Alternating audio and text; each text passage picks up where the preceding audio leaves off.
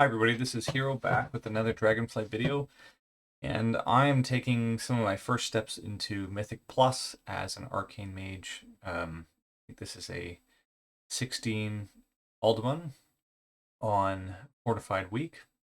I haven't played Uldaman at this level, so I was just kind of like, let's record it, see how it goes, see how my rotation is. And so I want to talk a little bit about that. You can see even out of the gate, I'm already screwing it up.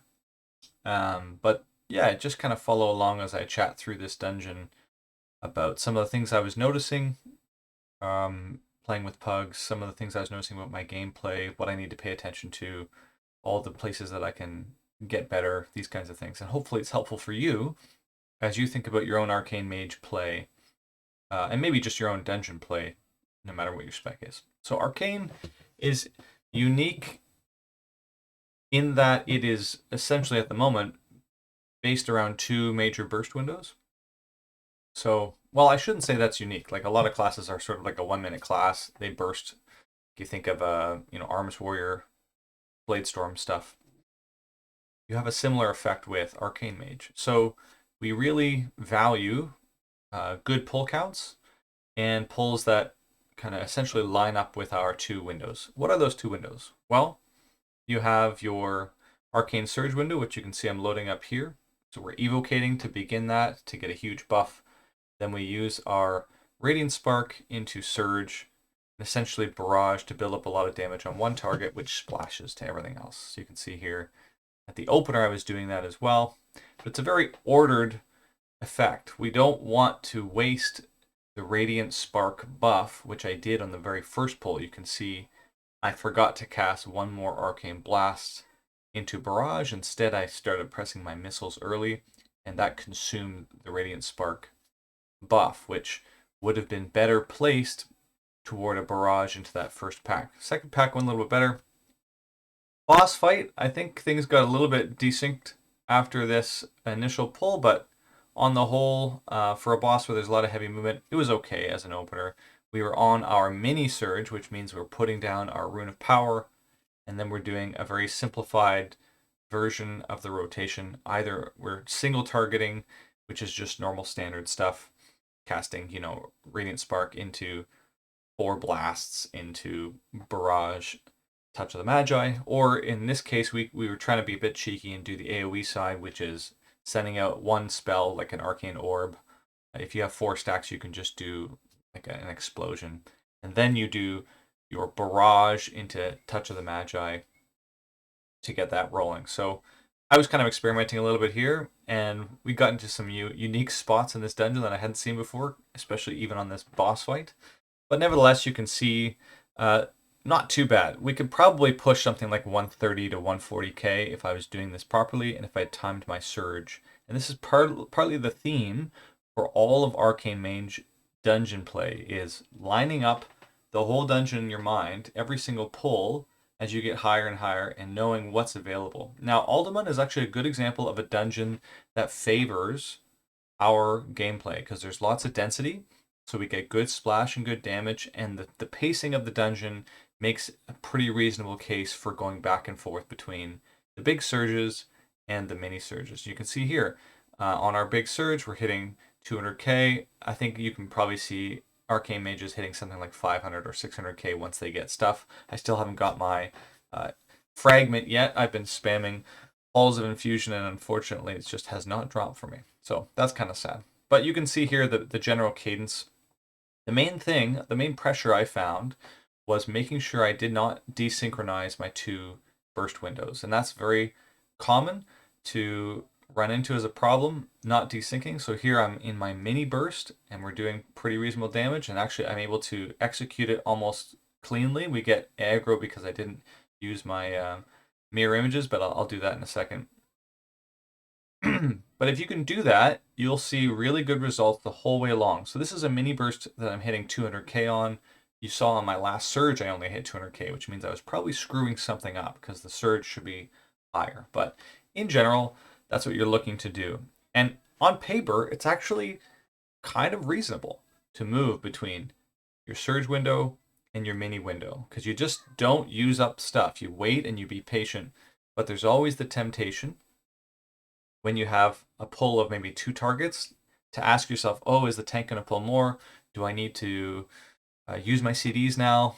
And it's, you know, your own discretion as to whether in a given moment you need to pursue that or not.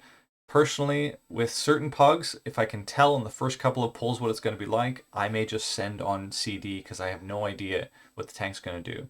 If you get more communication, like this tank was excellent, he was doing good sized pulls and he understood the idea that we have CDs up, so he would pull around corners to get lots of these guys. So I felt that this tank did an excellent job of helping me to perform my duties. You'll have to figure out what that is for you. You can see here I got desynced at the fight because my surge wasn't ready, but now we're going to try to go into the AoE side of the surge window and see if we can get our damage going for this fight. Again, this is a fight where you probably could see 140 or 150k damage. I just didn't have the CDs lined up properly, so maybe that's me reorganizing which pulls I do what. I don't think it has to be completely mathed out, but you can understand my thinking here. If a whole dungeon, it makes more sense to start with our mini burn on pull 1 because that sets us up for the whole chain reaction down the line. Maybe you need to do that. It doesn't have to be that specific, but Arcane is a spec where you want to plan pull to pull. So if you have a group that you're working with, I'd recommend you take part in the Mythic Dungeon tool conversation and say, okay, what pools for where, and have these sorts of conversations. Outside of that, one of the things I actually enjoy about Arcane compared to Frost and Fire, though these can do this as well, is Arcane naturally moves toward melee to finish up its rotation. You can see here I've decided to kind of hold CDs at the end of this pack, but what it means is I can more effectively make use of Dragon's Breath because I'm not, after I'm done my rune, I can kind of be quite mobile and move around. I can use knockbacks. You can use roots. There's lots of great tools that I enjoy as a mage helping to master a dungeon. And this dungeon in particular, Uldaman, really benefits from using especially Dragon's Breath and knockbacks because there's a lot of like physical casted abilities from these earth guys. Like the cleave, for example, that's like a physical casted spell which I get killed by so many times in this dungeon. I'll try to skip over them so that you don't see how bad I am. But that's the sort of thing that needs a single target stun like from our rogue, or needs a Dragon's Breath, or needs a bump to deal with. Hailstone, same thing. These can't be interrupted by our normal counter spell, so it's nice to have those extra interrupts. Yeah, so I kind of really enjoyed this dungeon overall. I'm going to skip ahead to sort of boss stuff and talk a little bit about screw-ups. Actually, I think this next boss is really ideal as a conversation starter. So I come in, look, I have mini ready to go. So I'm trying to get my mini off, and then I do something really bad. Look at this. Look at this positioning. This is exactly what I mean by planning properly as an arcane mage, and I've just broken the golden rule. Look at this. I know that this boss does a knockback. I also know that stepping in these yellow puddles is bad because it stuns you. But nevertheless, I'm going to be an idiot, and I'm going to try to get to my combo because I'm just focused. I've casted my Radiant Spark, and I realized, oh shoot, I forgot to put rune down. I'm in mini. And if I get the rune down, it's not too much of a loss of damage. But this leads to an entire series of problems for me that you'll see as we work through it. So I get stunned, so I block it to try to maintain my Radiant Spark. I get out. I'm trying to get through it. 3, 2, 1. I barely get it off. Another crush comes. I'm not really in a position to continue to damage into my Touch the Magic, so it's going to be weak. But I'm also looking to shifting power to get back to my, notice that? To get back to my surge window. And while I'm shifting power, I get bumped out of it because I'm not paying attention to the boss. So there's this chain reaction for Talondras, and this is kind of true of the last boss as well. Where if you're not taking the time to plan and watch what the boss is doing, you're gonna desync your entire rotation right through the boot, and you can see my damage is complete garbage. Now we timed this because everyone else did quite well. I get the dot as well, so I don't really have a good timing for alter here. I should like alter now, in case I get the dot again. But look, I have CDs, so I'm like, okay, get to 4, crushing stomp, coming through. Now I feel like I have a window here. We go spark and try to get through it.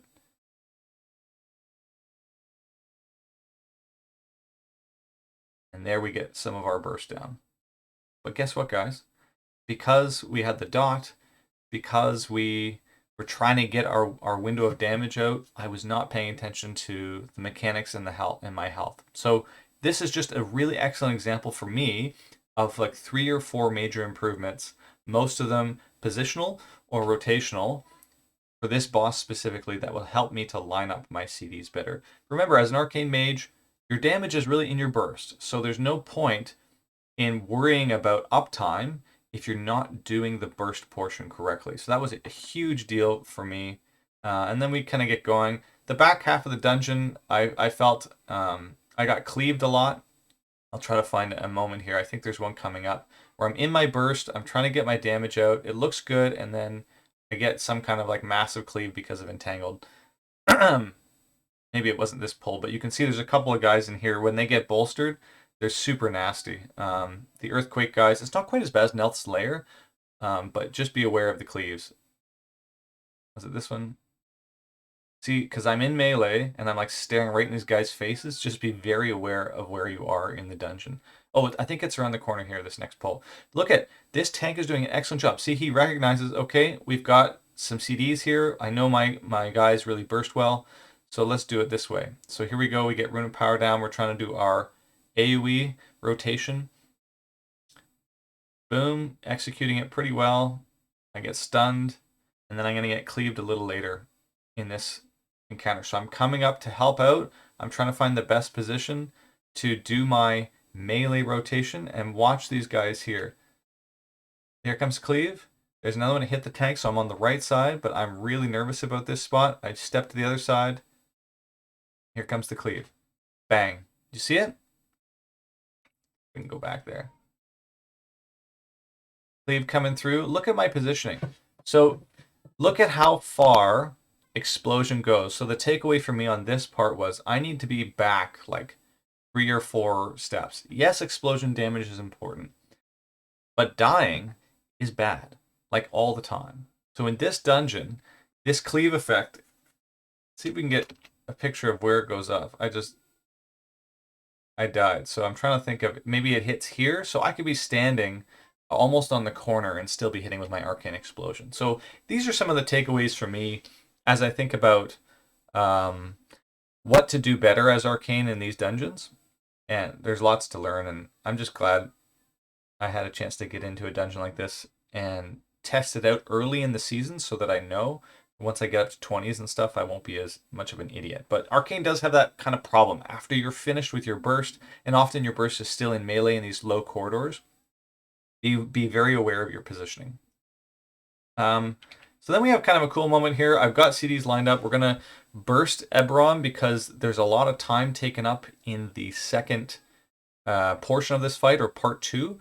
So we're just going to try to clap. And here we go. We've got everything lined up. We've got pots rolling. We've got double bloodlust rolling. We had a good opener in the single target frame, and we are hitting a good amount of damage, guys. Again, my Iridius is like 359, so my fragment is garbage. And then I, of course, walk into... Let me walk that through you guys. Again, I walk right into Norm. See, look at this positioning. I'm like, oh, the boss is dead. Let's just, help my friends and not screw things up. So here's my priest buddy. He's ahead of me. I'm like, oh, I'll just leap past, blink past him, and then everything will be fine. We're at the end where everyone's pumping. We're great. So I blink to get out of the way. It goes off, and then I just physically walk right into that bomb. So don't do that. Anyways, around 17, maybe 18, you could probably still burst down this boss. So yeah, good times. Let me see if there's anything else notable I want to talk about. This is a good pull here. So he pulled the double golems. If they bolster, their slam does a lot of damage. You can line of the Thunderous Clap. You can line of sight it. There was about half of my HP from one. Boom. Well, or maybe like a third. So just be aware that this can be line of sighted. So positionally, here's what I'm thinking. You'll see it in the next pull after I'm done. We're done this. We get out into the open, and we take this golem, and I start line of sighting at the end of this pull here, just around the pillars. So that was a very useful piece to add on to. for my pull.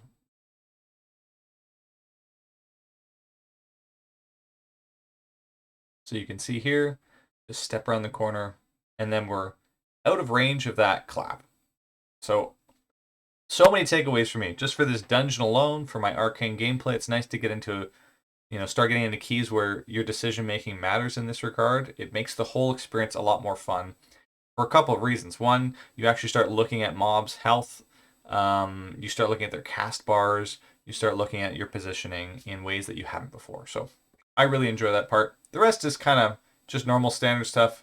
Blast through, get down to the boss. You can line of sight the hasten as well, so meaning that when the dot's going off at the bottom portion here, you can step around a corner and then you will not get this extra buff. So I just got another copy of it on me at 4 seconds.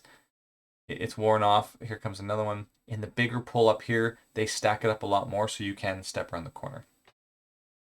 For this final boss, I think I was desynced at the beginning and we had Lust waiting. So I had Lust up, but we have 2 minutes to go. And I thought to myself, it's probably better overall for the whole group if I don't use my Bloodlust here, but I wait until the CD is up. And that's a call on yourself. If I'd used it on CD, maybe would have had a better opener, but anyways, I kind of messed this up. So you'll see here in this final pull, just taking the time to think about either your group or your own play. And Chronolord Deios is also one of those fights where you want to watch your positioning and try to get your burst out after he does his knockback, because that's going to mess with your rotation. But really important for this week also is the entangled timer. So you can see entangled coming up. It's about 5 seconds away before it goes off again. And that's really significant for us because Rune of Power is a huge part of our rotation and damage. So ensuring that you know when entangled's coming up and you know the timing for it is really important for when you put down your rune. It's just one of those things, guys. I probably lost, I'm not kidding, 20 or 30k damage because of all of these mistakes. So I'm guessing I could have put out something like 110 to 120k damage across this whole dungeon, and I lost it largely because I stepped out of my Rune of Power so often, or just got cleaved at the wrong time, or had bad positioning. And it's a great takeaway for me because it means that rotationally, though there's some things to clean up as far as my use of RS stacks, that I'm fairly happy with my performance to date, and I can just work on improving dungeon by dungeon positioning, knowing what mobs to do, and knowing how to time my spells. So my big takeaways for this week were trying to ensure that I didn't miss out on opportunities to do both my surge and mini combo, that I wasn't waiting and holding CDs. But now I can start to work on making sure that I'm getting really good positioning so that I'm still in rune. You can see we're kind of bleeding out a little bit here, but I alter here at kind of low health, so I want to go and cancel this. I should get a cancel aura for that, but it didn't matter too much in the end. In any case, guys, that was just a run through kind of from an Arcane Mage perspective, what you can look forward to positionally in this dungeon, what kinds of concerns to think about, how to improve your gameplay. I hope you guys enjoyed it. We will catch you again next time.